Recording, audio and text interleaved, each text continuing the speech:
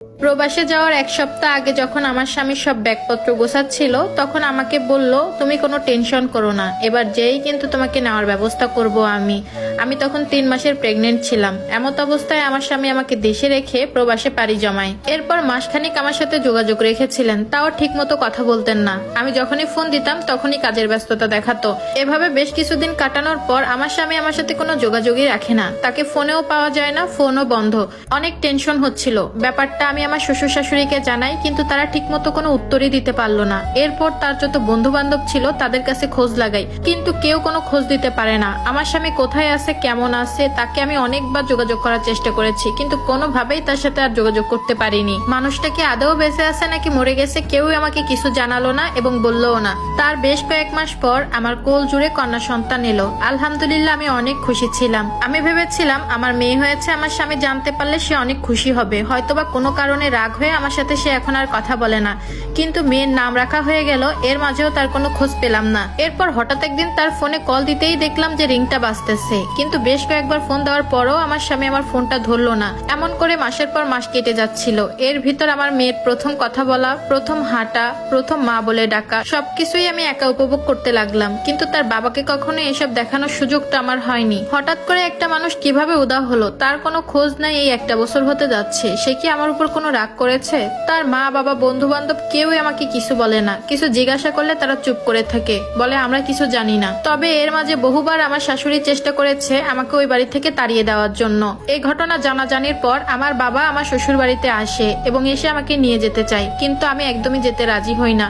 হয়তোবা আমার স্বামী আমার উপর কোনোভাবে রাগ করেছে, এই জন্যই আমার সাথে কোনো যোগাযোগ রাখে না। কিন্তু একদিন না একদিন তার রাগ ভাঙবে। তারপর আমার বাবা আমাকে নিতে পারেনি, কিন্তু আমার বাবা আমার শাশুড়ির কাছে বলে যায় তার মেয়ে এবং তার নাতনির খরচ সম্পূর্ণই সে দিবে, তাদের কোনো খরচ দেওয়ার দরকার নাই। এভাবেই বাবার কাছ থেকে টাকা নিয়ে চলতাম। মেয়েটা আস্তে আস্তে বড় হচ্ছে, স্কুলেও ভর্তি করলাম। দেখতে দেখতে 10টা বছর কেটে গেল। আর এই 10টা বছরে যে কত কিছু হয়েছে বোন, কতটা কষ্ট করেছি, কতটা চোখের পানি ফেলেছি, তা এখন শুধু গল্প মাত্র।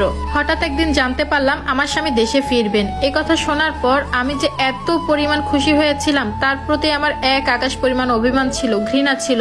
কিন্তু তার আসার আনন্দেতে সবকিছু যেন আমি ভুলে গেলাম। দেখলাম আমার চোখ বেয়ে 2 ফোঁটা পানি পড়ছে, এটা হয়তো বা আনন্দের কান্না। কিন্তু এই আনন্দ আমার কপালে বেশি সময় ছিল না। দেশে আসার পর জানতে পারি সে দ্বিতীয় বিয়ে করেছেন এবং সেই নারীকে নিয়ে প্রবাসে পাড়ি জমিয়েছেন। সেখানে ঘর সংসার এবং তার সন্তান সবই আছে। এই কথা শোনার পর আমার মাথায় আকাশ ভেঙে পড়লো। আমি শুধু ছোট্ট মেয়েটার দিক তাকিয়েছিলাম, কি জবাব দিব তাকে? তার বাবা এমন, তাকে কিভাবে বলবো? প্রবাসে যাওয়ার সময় আমার স্বামী আমার কাছ থেকে পাসপোর্ট করার জন্য একটা সিগনেচার নিয়েছিলেন, যাতে করে আমাকে প্রবাসে নিয়ে যেতে পারেন। মূলত সেই সিগনেচারটা ছিল দ্বিতীয় বিয়ের পারমিশনের জন্য। আর এই ঘটনাগুলো আমার শ্বশুর শাশুড়ি, তাদের ভাই বোন, বন্ধু বান্ধব সবাই জানতেন। এই সকল ঘটনা শোনার পর আমার শরীর এত খারাপ হয়ে যায় আর দুর্বল হয়ে যায়, আমি অনেকবার জ্ঞান হারাই। 2 দিন আমি কোনো দানা পানি মুখে নিতে পারিনি। 2 দিন স্যালাইনের উপর ছিলাম। একটু সুস্থ হওয়ার পর 10 বছরের মেয়েটাকে নিয়ে আমি সাথে সাথে বাবার বাড়ি চলে যাই। আমার যে আমার স্বামীর জন্য কত শত প্রশ্ন ছিল, এতদিন সে কোথায় ছিল, কি করেছে, আমার উপর কেন অভিমান করেছে, তার মেয়েকে কেন দেখেনি, তার মেয়ে কতটুকু হয়েছে, সমস্ত ভিডিও আমি করে রেখেছিলাম। সব আসলে আমি আমার স্বামীকে দেখাবো, সে যেন 1 নিমিষেই সবকিছু ভুলে যায়, আমাদের আদর করে নেয়। কিন্তু হায়রে আফসোস, কিছুই আর হলো না।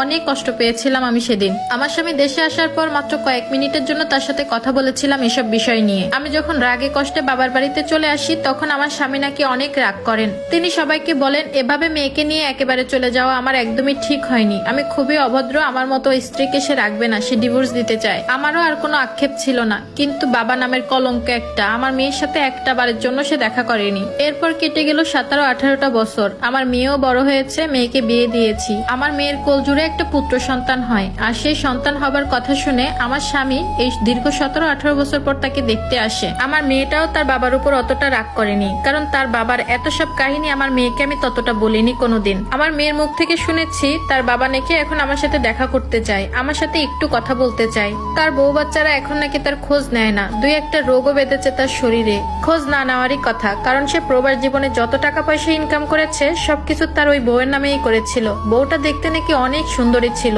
বউ যা বলতো তাই শুনতো। আজকালের